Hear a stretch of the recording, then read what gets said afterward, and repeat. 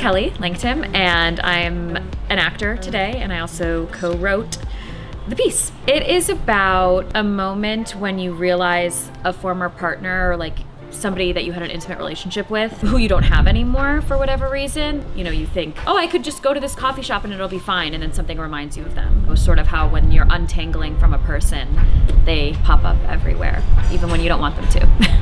I wrote this from personal experience. After a big breakup in my mid-20s, I started going to therapy, recommend for all, and I had to fill out an intake form. And when it was like, please list your emergency contact, that wasn't my, at the time, ex-boyfriend anymore. And that was a really like harrowing moment that I was like, I'm here to try and get better, and this effing form is like breaking my heart. In that time I was like journaling a lot and writing down my lived experiences. Many moons later, when I presented it, that piece of prose to Anthony, we kind of collabed and made it more of a poem. Yeah, and then, no, I mean, you scoot back. He wants space between us. Oh, gotcha. Leaves room for Jesus. I'm blue, you're red, no purple. My name's Taylor Behrens. I'm an actor, and I'm playing the ex-boyfriend of Kelly. Taylor, can you cheat backwards or not as profile? So, Towards camera? yeah, towards me a little bit. And a little slower on the turn.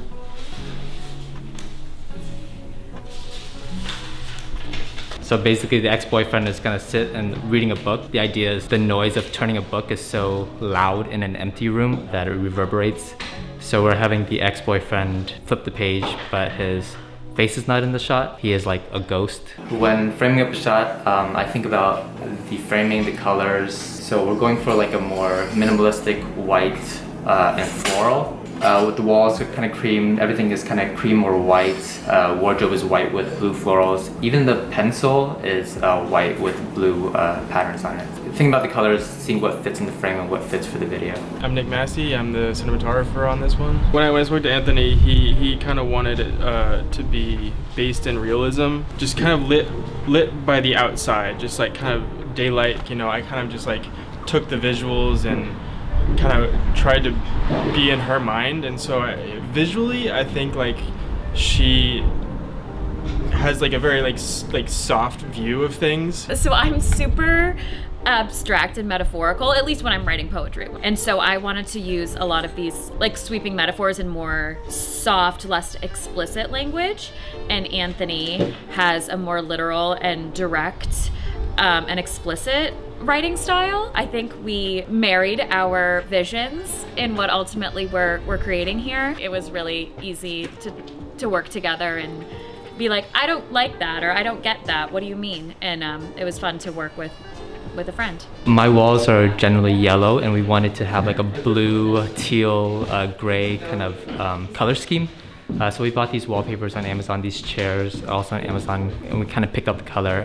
My art director helped me out with picking out the colors. I think in this one right here, Anthony, because a little more neutral than that one. Well, we had to design a therapist's office basically in the corner of a house, in the corner of a living room. So I choose colors that would like look spacious, even though there's not a lot of space. We had to make sure it matched with what the actor was wearing and the mood of the scene, you know. All those normal things of just in a very confined space.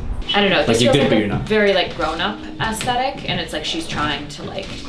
Yeah, I dig it. Okay, this like blue and yellow like is ongoing, which I think is actually really beautiful. I figured out the backdrop scene, so I'm wondering if we should do black wardrobe on black backdrop, or if we should do white wardrobe on black backdrop.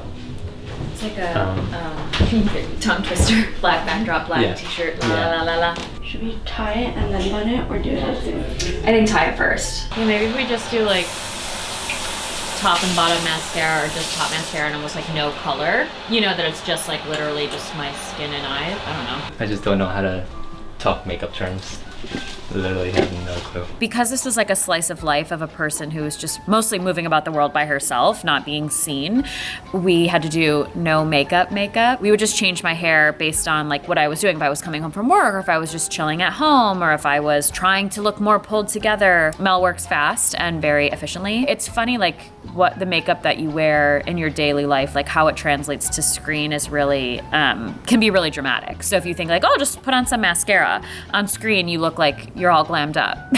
So you kind of have to like pull it back if you want to look like authentically like you're not wearing makeup.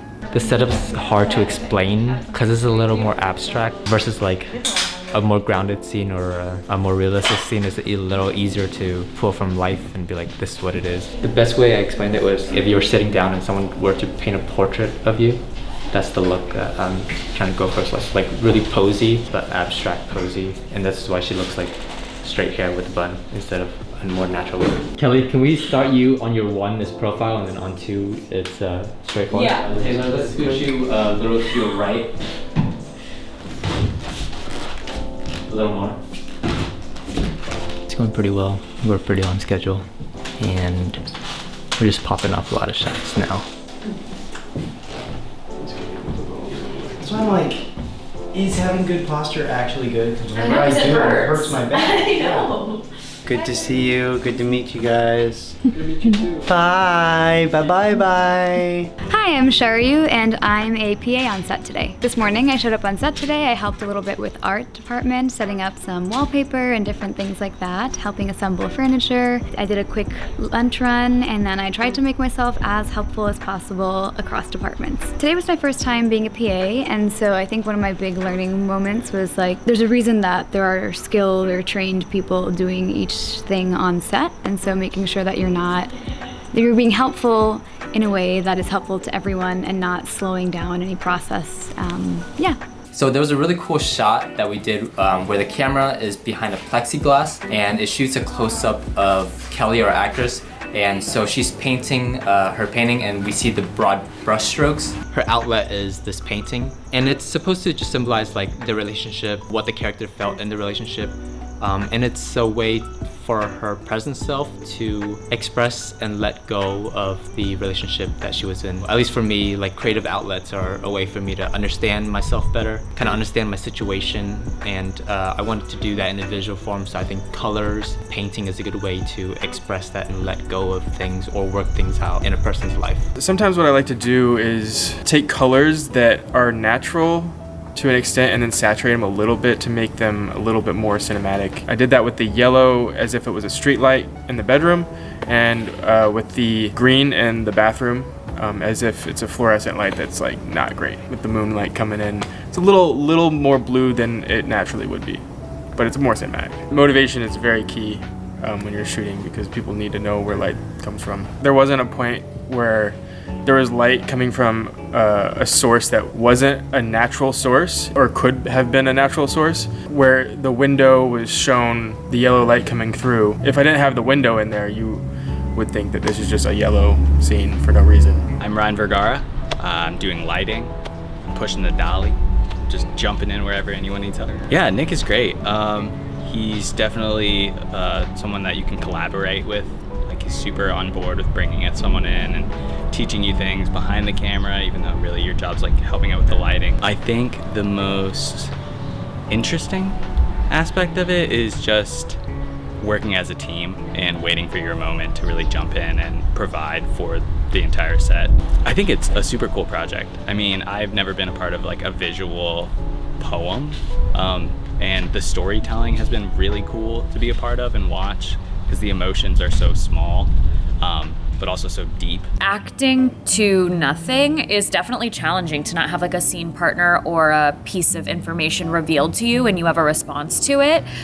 Everything we've shot has been like really subtle, personal reflection moments. Like, I don't make up a fake event to like feel sad about or feel happy about. Like, I conjure up a real memory. I had this morning kind of like run through the memories that like came to mind when I created this, even though they're from so long ago. So it did take a little bit of like personal mining in my brain, like where they were. When Anthony calls action, it's like really putting myself in that place that I was at this point 4 years ago, and how strong those emotions felt, and then trying to settle into that feeling, and then whatever happens to my face or my breath or my, blinking comes from an authentic place of really feeling the memory.